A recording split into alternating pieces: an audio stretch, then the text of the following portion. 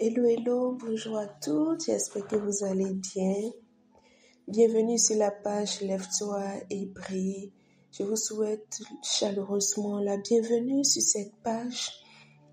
Je me présente à vous, je m'appelle Rolande et j'ai créé cette page en fait pour aider toutes les personnes qui traversent des situations compliquées, toutes les personnes qui veulent découvrir Dieu, toutes les personnes qui veulent aller au contact de la parole, toutes les personnes qui manquent de lumière, de sagesse et surtout les personnes qui veulent grandir en sagesse et en maturité. Et donc sur cette page, nous parlons de la parole de Dieu, nous parlons de comment la parole de Dieu peut restaurer une vie, comment elle peut transformer une vie, comment notre vie peut être redimensionnée grâce à la puissance de la parole de Dieu.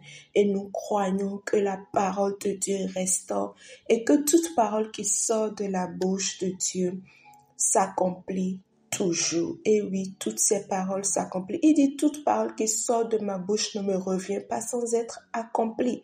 Et donc, lorsque Dieu relâche une parole, cette parole va à son accomplissement. Et donc, sur cette chaîne, nous basons sur la parole de Dieu. Nous proclamons la parole, nous déclarons la parole. Nos vies sont basées sur la parole parce que nous espérons de Dieu le témoignage. Alléluia. Et donc, pour cette semaine, nous parlons d'un thème assez particulier qui est bâtir sa vie de foi. Et aujourd'hui, nous allons aller en profondeur de ce thème, nous allons approfondir le thème, nous allons comprendre ce que Dieu veut de nous, ce que Dieu attend de nous. Je vous rappelle le texte sur lequel nous nous appuyons sur ce thème, c'est Matthieu 7, le verset 24 qui dit « C'est pourquoi toute personne qui entend ces paroles que je dis et les met en pratique, je la comparerai à un homme prudent qui a construit sa maison sur le rocher. » Et dans l'introduction, je disais que toute personne qui entend la parole, toute personne qui va au contact de la parole de Dieu et qui met cette parole en pratique, comme Jésus l'a dit, cette personne a toujours des résultats, cette personne a des témoignages. Et donc, lorsque le vent va souffler, que la tempête va se lever, la maison va résister. Et je disais que la maison dont nous parle Jésus dans la parole, ça peut être le foyer, ça peut être l'entreprise, la carrière professionnelle, ça peut être les enfants, tout ce que vous savez. L'entreprise aussi. Et donc, toute personne qui va au contact de la parole de Dieu, toute personne qui s'appuie sur la parole de Dieu, toute personne qui va en intimité avec Dieu, en cherchant Dieu, en s'appuyant sur sa parole, cette personne a toujours le résultat. Et donc, aucune tempête ne peut renverser ce que cette personne aura construite. Tandis que les personnes qui vont au contact de la parole, mais qui, en écoutant la parole, ne la met pas en pratique, la Bible a dit que cette personne est comparable à un homme qui a construit sa maison sur du sable et que le vent s'est levé et la maison n'est plus. Et donc, toute personne qui n'apprend pas à bâtir sa vie de foi, parce que vous savez, je l'ai dit dans l'introduction, c'est très bien de se lever le matin, de courir derrière l'argent, de se battre à construire sa carrière professionnelle, de se battre pour l'éducation des enfants, de se battre pour construire cette entreprise. Mais lorsque on fait tout cela et qu'on ne prend pas le temps de s'asseoir pour construire notre vie de foi, alors lorsque la tempête va se lever, nous ne pouvons pas résister. Et donc, cette chaîne, en fait, c'est pour aider toutes ces personnes qui ont ce désir en elles, qui ont cette soif en elles d'aller à la rencontre de Dieu, de chercher Dieu, de découvrir qui est Dieu, d'aller au contact de la parole. Cette chaîne est pour vous et elle va vous aider à accéder à la lumière de la parole de Dieu. Alléluia. Je voudrais partager un texte avec vous qui dit, je que le Saint-Esprit m'aide à retrouver le passage. La Bible dit que toute personne qui manque d'expérience, toutes les personnes qui manquent d'expérience, que lorsque ces personnes viennent à Dieu, ces personnes ont l'expérience. Voilà, c'est ça. La révélation de ta parole est claire, elle donne de l'intelligence à ceux qui manquent d'expérience. C'est le psaume 119, le verset 130. La parole donne de l'intelligence à ceux qui manquent d'expérience. Et donc, lorsque vous reconnaissez en toute humilité que vous manquez d'expérience dans un domaine de votre vie. Je ne parle pas de l'expérience professionnelle, je ne parle pas de l'expérience humaine qu'on peut avoir, mais là, je parle de l'expérience spirituelle, la maturité spirituelle, la sagesse spirituelle, l'intelligence spirituelle, la connaissance spirituelle, la révélation spirituelle pour accéder à la profondeur des plans de Dieu pour nous. Lorsque vous manquez de cette expérience, la Bible dit, lorsque vous manquez de cette expérience, venez à la parole, venez à la révélation de la parole et vous serez éclairés, vous aurez l'expérience pour bâtir votre vie de foi. Alléluia. Et donc aujourd'hui, c'est quoi réellement bâtir une vie de foi?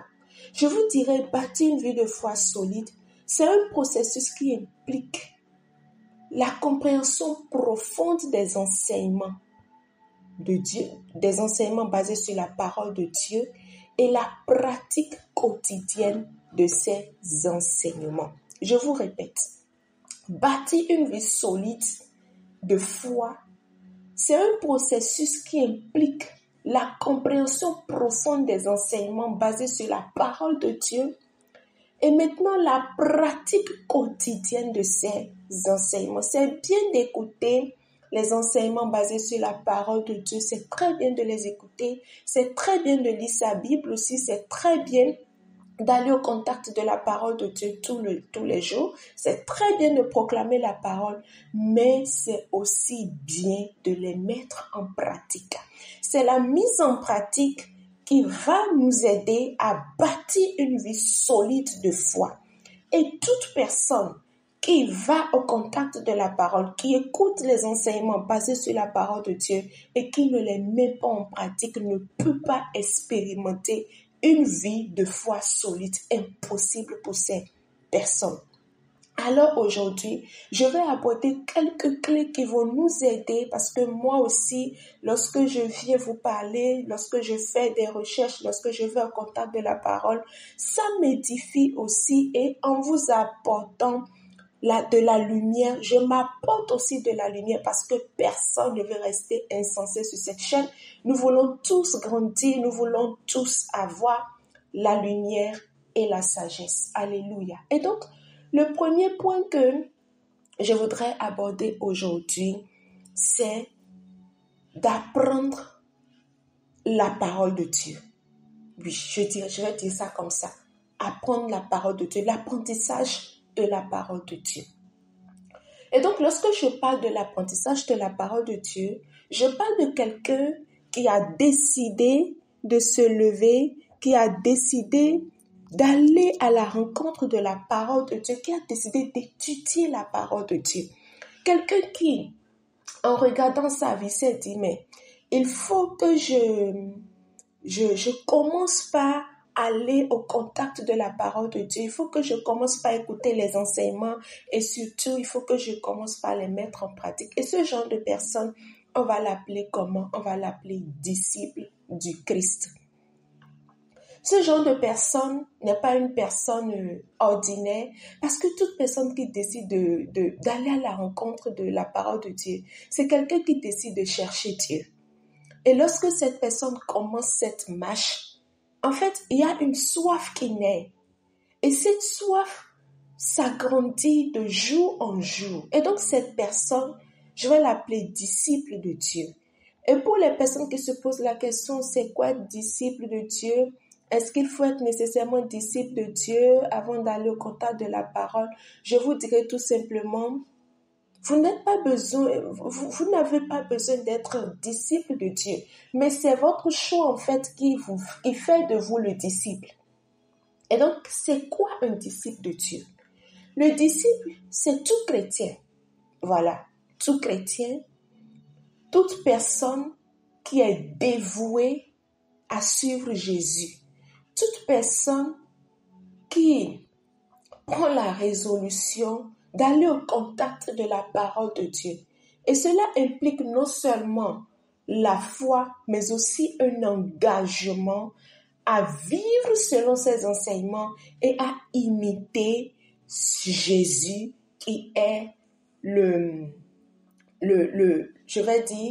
qui est le maître, voilà, qui est le maître du disciple, voilà.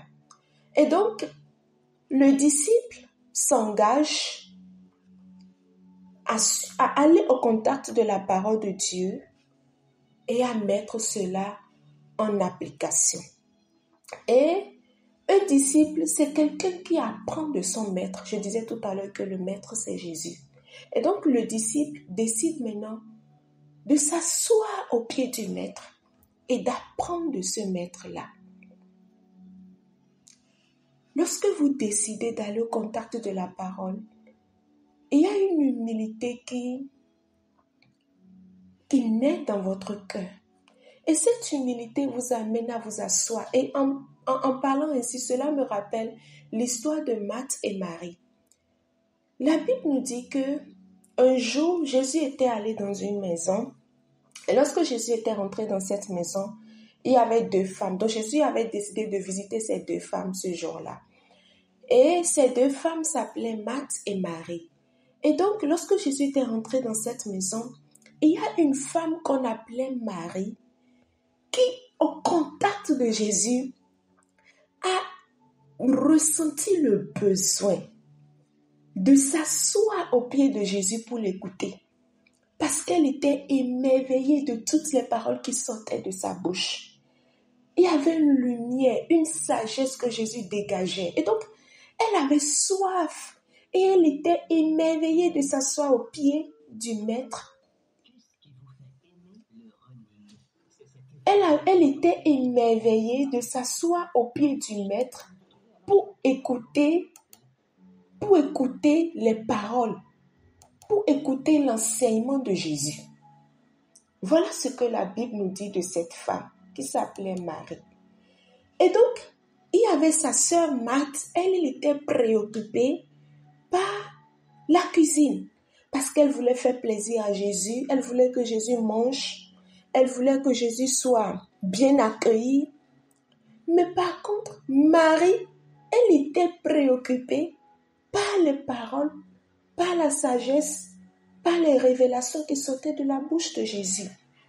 Et donc, Marthe va venir auprès de Jésus, se plaindre pour dire, mais écoute Jésus, je suis seule à faire la cuisine. Avec tout ce que j'ai à faire, je suis seule et je suis fatiguée. Ne peux-tu pas dire à Marie de venir m'aider pour que je puisse vite finir la cuisine afin qu'on mange? Et Jésus va répondre, Marthe, Marthe, pourquoi tu t'inquiètes? Pourquoi t'inquiètes-tu? Marie a choisi la meilleure part. Cette histoire, chaque fois que je dois penser à cette écriture, je réfléchis, je dis, ben, donc Jésus n'est pas préoccupé par la nourriture. Il est juste préoccupé par la personne qui a soif de lui. Il veut qu'on ait soif de lui. Il veut qu'on l'écoute. Parce que lui, il vient chez nous. On veut le servir. On fait tout pour l'honorer, pour qu'il mange. Mais il dit non. Tu t'inquiètes trop. La nourriture pour moi n'est pas importante. Cette nourriture charnelle n'est pas importante. Mais c'est la nourriture spirituelle qui est plus importante pour moi. Et donc Jésus a préféré Marie. Parce qu'il a vu que Marie avait choisi la meilleure part. Pendant que j'étais encore plus jeune, j'ai tellement réfléchi à ce texte. Je me dit, mais comment Marie a choisi la meilleure part? Marie a choisi la meilleure part comment? En écoutant Jésus. Et aujourd'hui, je peux comprendre que effectivement, Marie a choisi la meilleure part. Parce que écouter Jésus apporte la satisfaction à l'âme. Écouter Jésus apaise l'âme. Et donc, je veux dire aujourd'hui Le disciple, c'est la personne qui a choisi la meilleure part.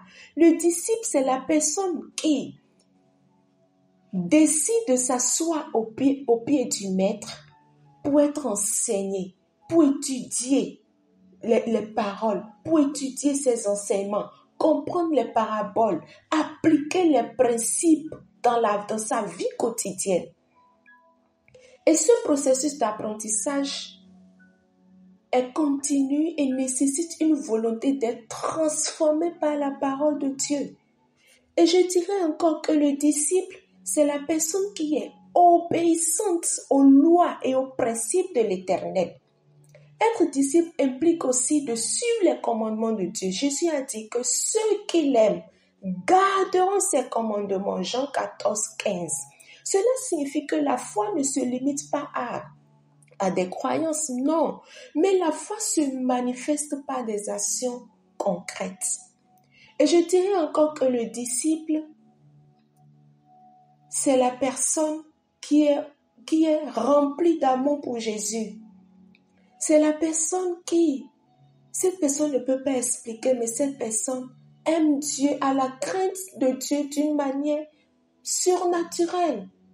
Et c'est la personne qui est complètement détachée aussi du monde. Oui, je dis, c'est la personne qui est complètement détachée du monde. Parce que lorsque vous venez à Jésus, vous ne pouvez pas être en même temps dans le monde. Il dit, celui qui met la main à la charrue et regarde en arrière n'est pas digne d'être appelé mon disciple. Et donc, lorsque vous décidez de suivre Jésus, vous devez appartenir à Dieu et rien qu'à Dieu. Vous devez mettre de côté tout ce qui est du monde. Je prends un exemple. Vous venez à Jésus, vous donnez votre vie à Jésus, vous avez décidé de marcher selon la parole, de vivre selon la parole, de mettre en pratique les commandements, les principes et les lois de l'Éternel. Mais c'est vous qu'on retrouve encore dans la drogue et dans l'alcool. Alors, ça ne marche pas. Et donc, lorsque vous mettez la main à la charrue, lorsque vous décidez de suivre Jésus, vous devez demander la force à son esprit, à l'Esprit de Dieu, de vous accompagner, afin que tout ce qui est du monde ne vous accompagne pas dans cette nouvelle marche. Parce que lorsque cela va vous accompagner dans cette nouvelle marche, cela ne va pas vous profiter. Pas du tout vous profiter. Et donc, cela va vous demander du sacrifice. C'est du sacrifice. Et oui, le disciple, c'est la personne qui est prêt à renoncer à tout ce qui pourrait le détourner de sa nouvelle vie spirituelle. C'est ça le disciple. Le disciple, c'est la personne qui est prêt à dire non. Je finis avec l'alcool. Je finis avec la drogue. Je finis avec l'adultère. C'est ça le disciple. Et donc, la personne qui décide de bâtir sa vie de foi, c'est la personne qui décide maintenant de rentrer dans une nouveauté de vie, de rentrer dans une nouvelle vie. Cette personne ne veut plus faire les choses comme elle les faisait auparavant.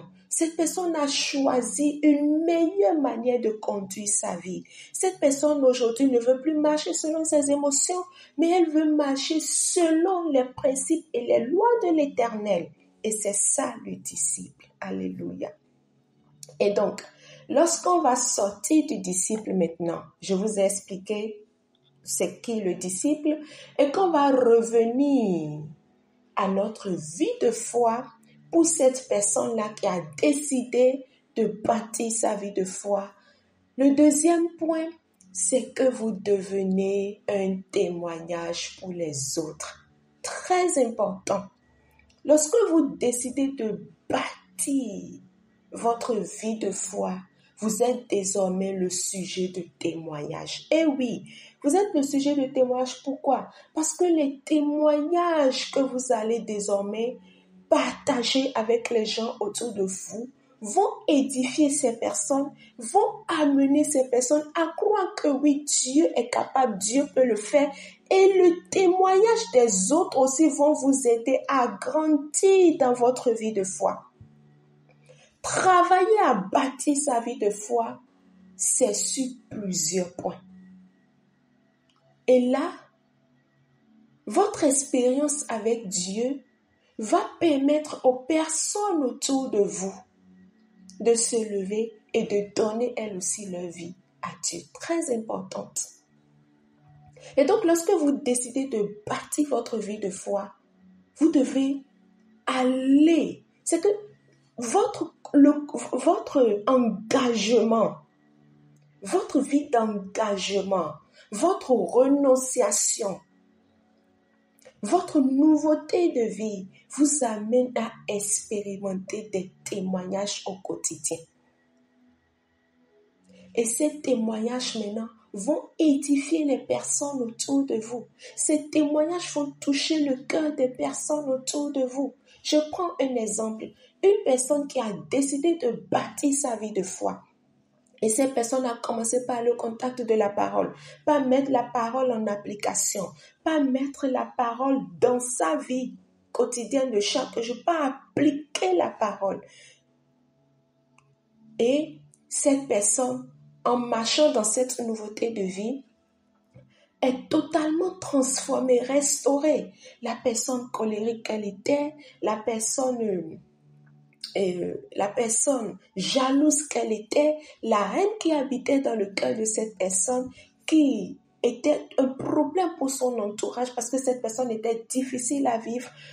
Le fait d'aller au contact de la parole, de commencer par développer cette intimité avec Dieu, amène cette personne maintenant à une nouveauté de vie et cette personne est complètement restaurée. Cette personne a une intelligence restaurée. Cette personne a une vie totalement restaurée, renouvelée.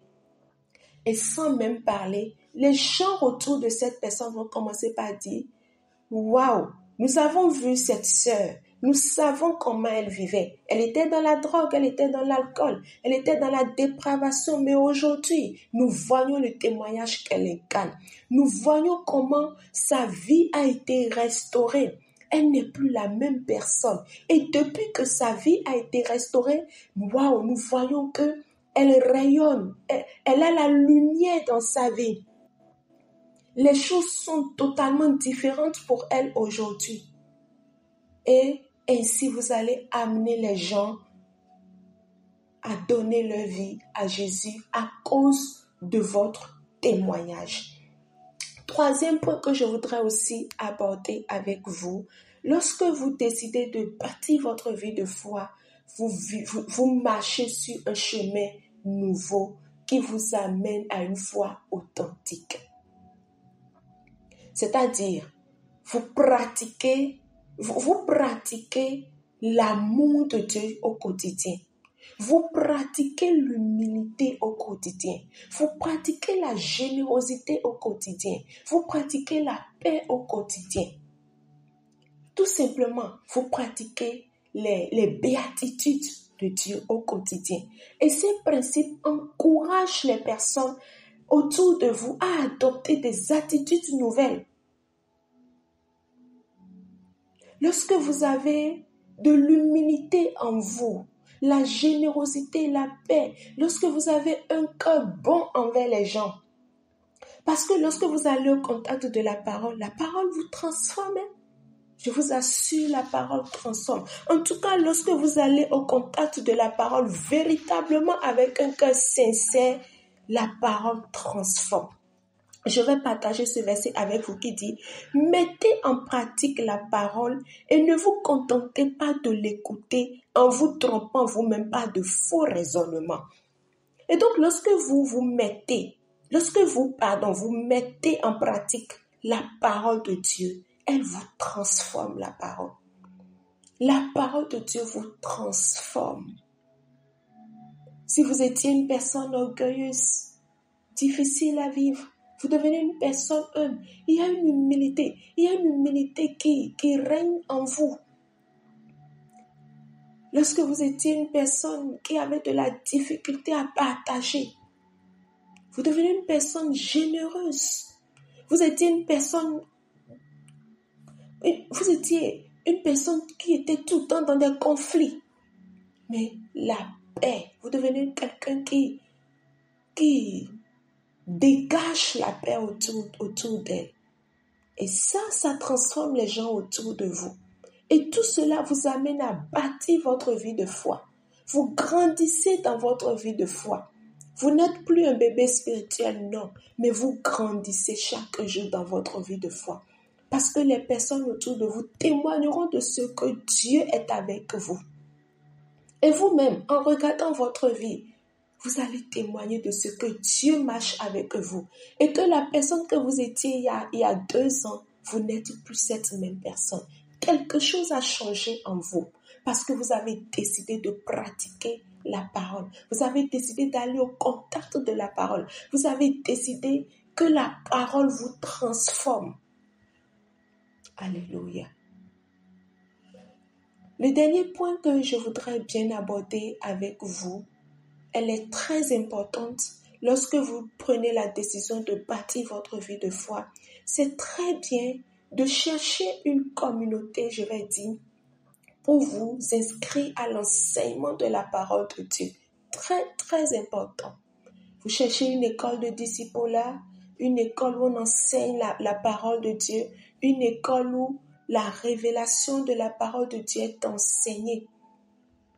Et cette communauté va jouer un rôle crucial dans le soutien et l'encouragement mutuel. C'est-à-dire vous rencontrez de nouvelles personnes qui viennent elles aussi à l'enseignement de la parole comme vous. Votre enseignement à la parole n'est certainement pas pour devenir un serviteur de Dieu, non. Mais en tant que disciple, parce que vous avez décidé d'aller au contact de la parole de Dieu, vous ne pouvez pas rester chez vous uniquement à lire la Bible, non. Vous ne pouvez pas rester chez vous pour dire je lis la Bible, je la comprends à ma manière. Non, non et non. Vous devez nécessairement appartenir à une école biblique. Vous devez vous inscrire à une école biblique, à une communauté chrétienne dans laquelle on vous enseigne la parole de Dieu. Vous devez écouter un docteur d'enseignement de la parole de Dieu. Et cela aussi va vous aider à croître. Parce que lorsque les croyants sont appelés à se rassembler pour partager leurs expériences, prier ensemble et se soutenir dans leur cheminement de foi, cela amène les uns et les autres à grandir dans leur vie de foi. Et cela crée un environnement propice à la croissance spirituelle. Et des témoignages surgissent, c'est-à-dire des témoignages s'élèvent. Et ainsi, vous allez bâtir une vie de foi solide. Vous ne pouvez pas rester dans vos 4 murs pour penser bâtir votre vie de foi. Non et non. Vous avez besoin d'aller au contact de nouvelles personnes. Vous avez besoin de rencontrer de nouvelles personnes. Vous avez besoin d'aller au contact des personnes à qui Dieu s'est déjà révélé dans l'enseignement de la parole. Et ces personnes maintenant, à leur tour, vont vous tenir par la main pour vous conduire dans la lumière de la parole, tout comme Marie était assise au pied de Jésus, du Maître, pour être enseignée. Vous aussi, vous devez avoir cette humilité du cœur de trouver quelque part où vous vous inscrivez et là, vous vous asseyez en toute humilité dans l'obéissance et vous écoutez l'enseignement pour être édifié. Vous écoutez l'enseignement pour grandir parce que vous avez pris la décision de bâtir votre vie de foi. Bâtir une vie de foi implique un engagement à prendre. Ça, c'est primordial. Un engagement à prendre et vivre selon les enseignements du Christ. Très important. Très important. Et les témoignages de foi, qu'ils soient personnels ou dans une communauté, par exemple, lorsque vous appartenez à une communauté et que les gens donnent leur témoignage de ce que Dieu les a restaurés, de comment Dieu les a tirés de la boue pour la gloire, de comment le Seigneur les a sortis de la drogue, de l'alcool, de comment le Seigneur les a délivrés, de comment Dieu les a restaurés, de comment ils ont rencontré Jésus, de comment ils ont accédé à cette nouveauté de vie. Tout cela vous édifie et tout cela fait grandir votre foi.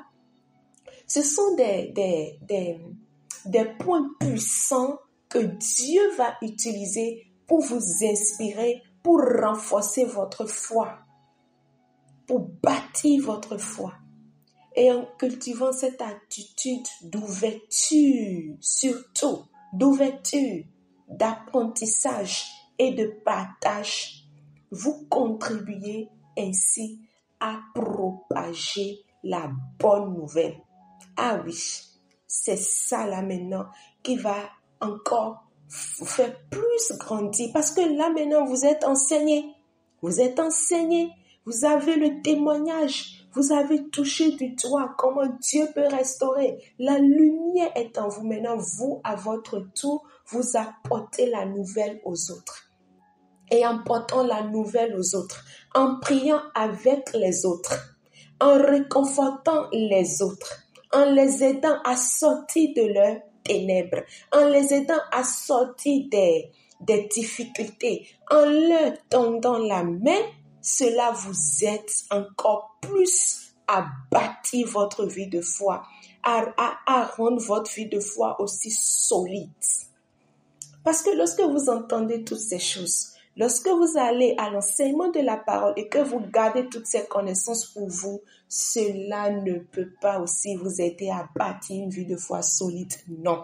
C'est dans le partage que vous allez maintenant bâtir cette vie de foi. C'est dans le partage que vous allez grandir dans la foi. C'est dans le partage que votre vie de foi sera inébranlable.